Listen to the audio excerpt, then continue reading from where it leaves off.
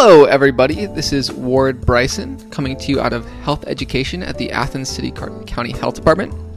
I am a ComCore service member. That is a branch of AmeriCorps local to the Athens County area, and I am serving with the health department this year, trying to get the word out about different health-related issues. This month is February, that is National Heart Health Month, so we'll be discussing several different heart health related topics. We've already covered diet, exercise and fitness, stigma. We've had a conversation with Dr. James Gaskell, our health commissioner at the Athens City County Health Department. Today, we are joined by Maddi Butina of Live Healthy Kids and Live Healthy Appalachia, who will be talking to us about that organization and their programs. Maddi, can you tell us about yourself? Hi. So, yes, my name is Maddi, and I am also a ComCore member. I do serve at Live Healthy Appalachia as the Children's Wellness Coordinator. So my primary role is overseeing the Live Healthy Kids program, but I kind of have a hand in all of our other children's programming. What other programming would that be? We have Live Resilient Appalachia, which is a hands-on nutrition, physical activity, and mindfulness class that we implemented at the Hive of Nelsonville, and we are now working to extend it at Sojourner's Resiliency Center in the upcoming months. Okay. And what drew you to this role in this organization? I graduated from Ohio University in spring 2021, but I knew I wasn't ready to leave Athens, and I had also realized that I had not given back to the community that had supported me for the last 4 years. So though I was very involved on the on-campus community, I wanted to give back to the greater Athens area. So I signed up for a year of AmeriCorps service. That's great. That's really great to hear. For starters, we'd like you to tell us a little bit about Live Healthy Appalachia, just like mission, vision, goals. Give us an idea of what the organization is and what it does. Right. So Live Healthy Appalachia, LHA, was formed in 2010. We are a nonprofit organization that our goal is to promote health and well-being in the Appalachian region. Our mission, at the risk of sounding like a robot, is to promote healthy eating and active living through our educational opportunities and community partnerships. This mission is reflected in our programs, classes, and events in the community, and our vision is empowered people making healthy choices. So essentially, we have two facets of education. We have our adult education programs, which include our meal kit programs, our complete health improvement program, which has now been remarketed as Pivio. We have our new Food for Life program, and then our second facet is our children's education programming. And the big one there, as we've already said, is Live Healthy Kids. Okay, really cool. That's a lot of stuff that you all do. Can you tell us just some more specifics about a couple of those? Right. So what CHIP aims to do is take people with chronic illnesses or people who are just interested in making a lifestyle change in general. And the class takes them through, I believe it's 19 weeks at a time, and introduces them to a whole food, plant-based diet that can even go so far as to reverse serious illness like diabetes. Food for Life is another similar class. And Live Healthy Kids, which has been around for 10 years, which aims to help kids start healthy choices earlier in life that they can carry with them later in life. Okay, so the idea with Live Healthy Kids is that you kind of get them used to it when they're still in their formative years, they're still developing, still learning things, and then it becomes more normal for them as they age? Right, yes. So we want to form those healthy habits while they are young so that they can take them through life and become healthy adults as well.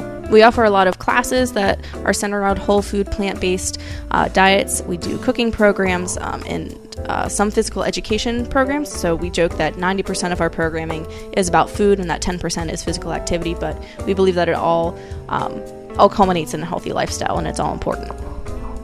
Okay, very cool. In terms of Live Healthy Appalachia, how long has the organization been active in the Athens area? 10 years. Okay, and is it an organization that is present elsewhere, or is it local to Athens? Nope, it is local to Athens. That's really great. Athens County.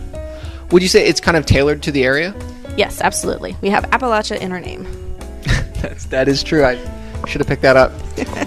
So you told us a lot about the programs that LHA does and a lot about it. And we know that it serves people in Appalachia, particularly people in Athens County. Can you tell us any other specifics about the demographics that your organization is meant to serve? Right. So we just are trying to reach anybody who is interested in having a healthier lifestyle, no matter how minimally, right? Whether that's that they're living with a chronic illness like diabetes or just overall aren't too happy with how they are living when it comes to their health.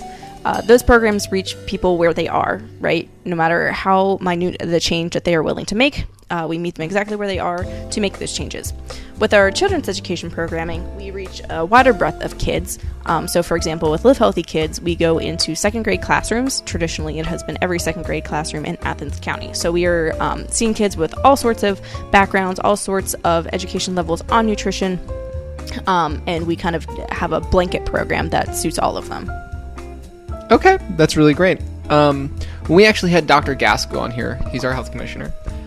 He talked to us a lot about LHK, actually, and LHA, and the ways that the diet that you all teach and espouse can impact, like you said, chronic diseases. And he specifically talked about heart health.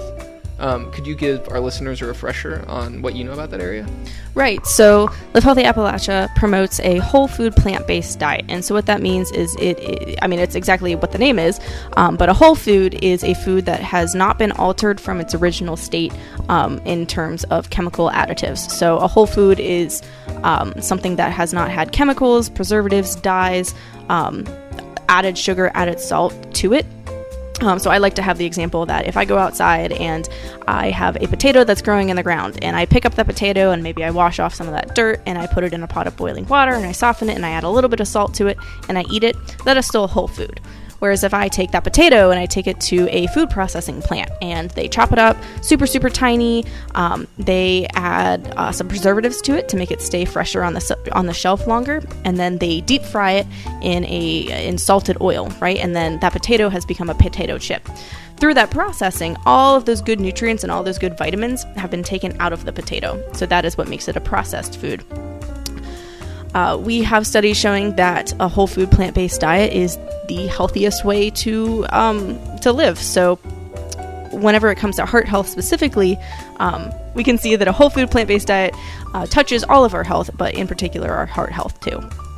So you've said this, and Dr. Gaskell has said this, that a whole food plant-based diet is the best diet, is a great diet, and it is really imperative for people's health. But I think for a lot of our listeners, that may not feel as accessible. Just transparency's sake, do you follow a whole food plant-based diet? I do as much as I can. And that is what we tell all the people that are in our programs as well, right? Like we've had people come into CHIP before and say, you know, I'll do this, but you're not taking away my pizza. And it's okay. We're not trying to take away anybody's pizza. And in terms of my own personal lifestyle, I am a vegetarian, right? So I don't eat any animal products or byproducts, and where I can, I try to eat as unprocessed as I can too. But we also understand that that isn't accessible for everybody, and that everyone has a starting point, and that's where our services really come into play.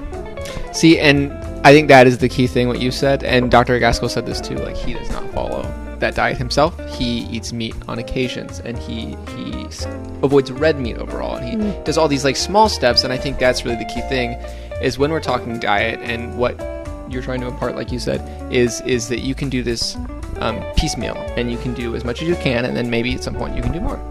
Right, exactly. And that's where the difference comes in too, right? So if you're eating red meat, breakfast, lunch, and dinner, even if you cut that back to eating red meat once a day, obviously you're going to see benefits in your own health. It's all about whatever you can do. That totally makes sense.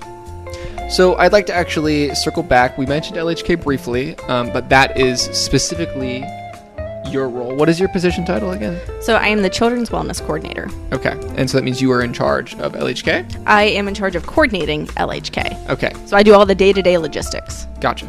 That makes sense. And so I have some exposure to this. Our sound tech, Logan, has some exposure to this because we teach LHK courses at your behest. You make sure that we do all those very correctly and we handle it well. I would like to say that you do a very good job. Oh, well, thank you, Ward. What is LHK? Right, so Live Healthy Kids is in its 10th year this year, as long as my math is correct, which don't hold me to that. It was born out of the need to introduce healthy food and healthy living to kids in Appalachia. So in Athens County, as I'm sure a lot of our listeners are aware, 1 in 3 kids live in poverty. Okay, and so there are direct ties between poverty and food insecurity, and then poor health, poor living in our adults. And so the goal of Live Healthy Kids is to establish those healthy habits in those kids' lives when they are younger so that they can carry those healthy lifestyle choices into adulthood.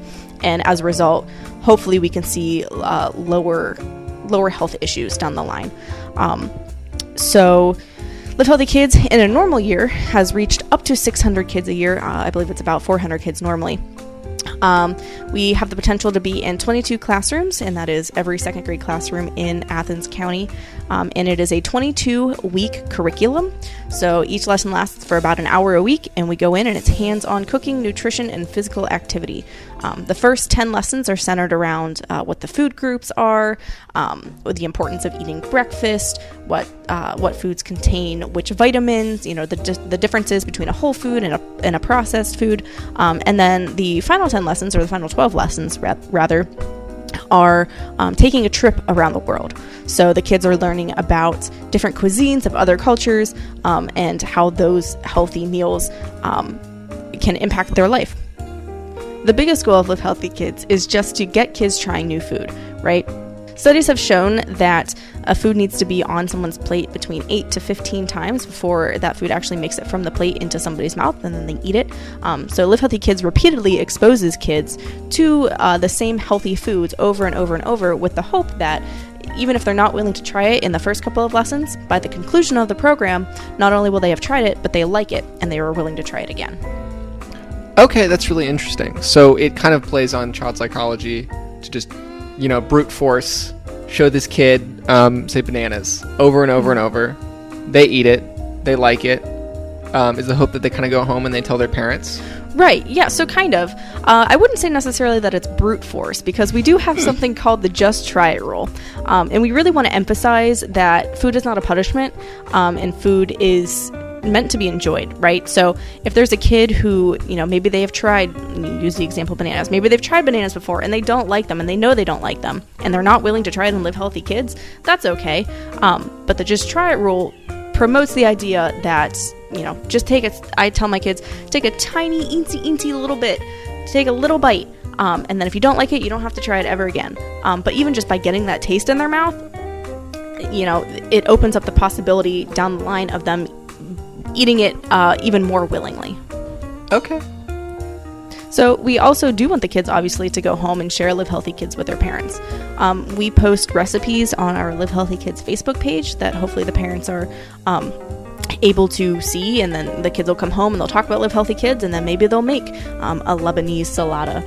We're also going to give all the recipes to the kids at the conclusion of the curriculum too. So we are reaching the kids, but also by extent we are reaching the families as well.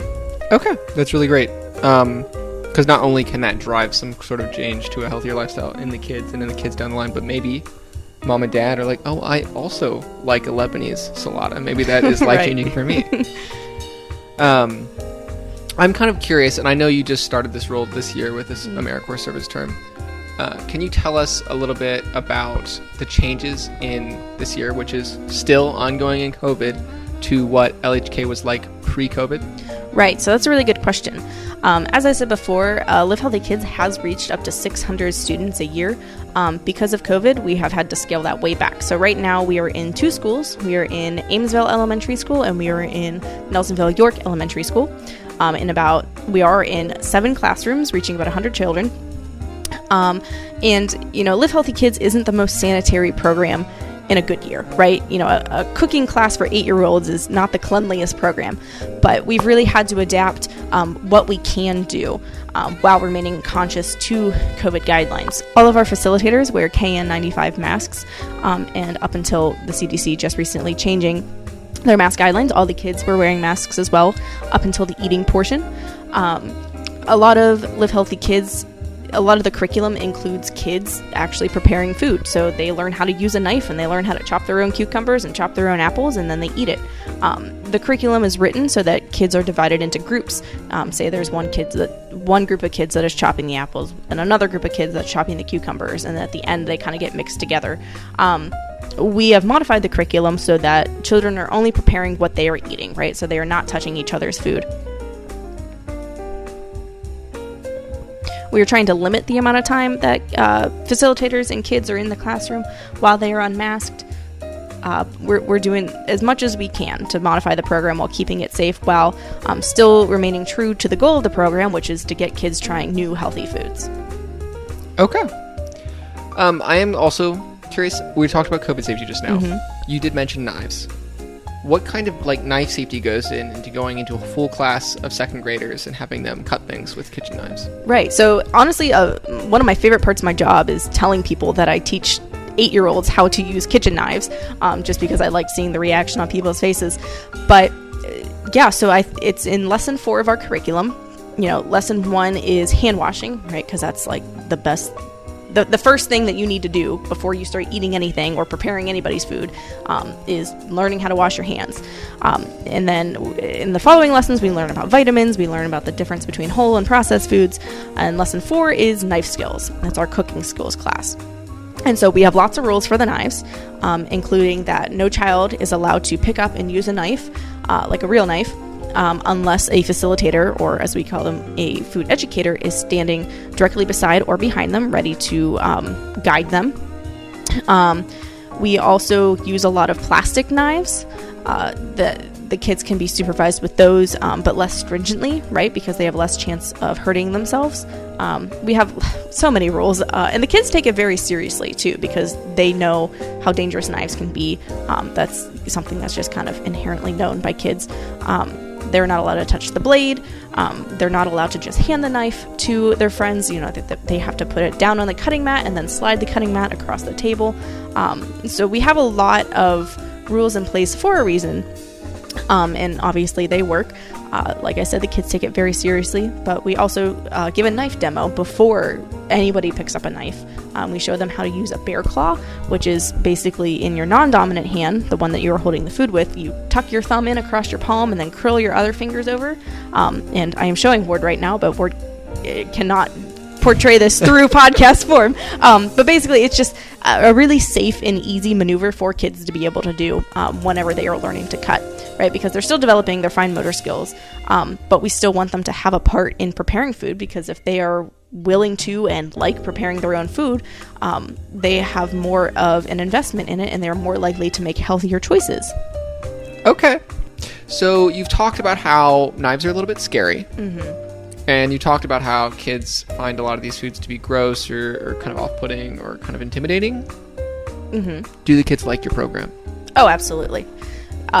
We've had kids cheer as we walk into the room, and then get hushed by the teachers because it's silent time. But no, we're known as the food people. And I wouldn't even say that the foods are gross or off-putting, because I have been really blown away by how willing the kids are to try them, right? So we have the just try it rule, and we have the don't yuck my yum rule, which is where they're not allowed to say anything negative about the food, facilitators included. And I can talk a little bit about that in a moment.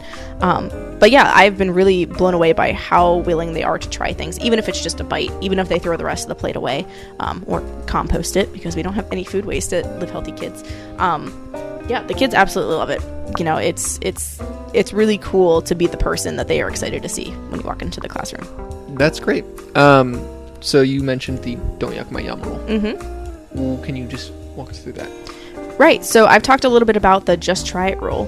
The don't yuck my yum rule is where facilitators and students are not permitted to say anything negative about the food that they try, or about food in general, right? Because we really want to promote a positive experience when it comes to food, especially this diet or this lifestyle that we are promoting as a whole food plant-based diet. And so we tend to try all the food together at the same time, which teaches the kids patience too and manners, right?